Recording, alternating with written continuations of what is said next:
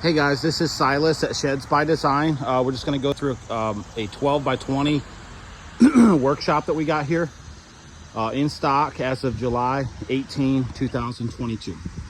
So this one, it's got a door here. It's got triple windows and then a set of double doors over here on this side. With the double doors, you don't have to open both of them, but you can just use the one. But if you want to open both, you have these barrel bolts here. Pop those open and then bring in mower, anything like that.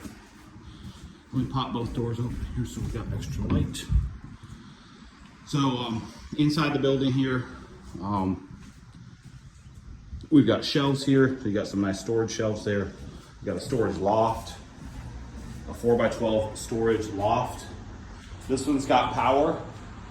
So you got power, you got lights, a switch, outlets, door for your mower or other piece of larger equipment, single access door. Right here you got a workbench,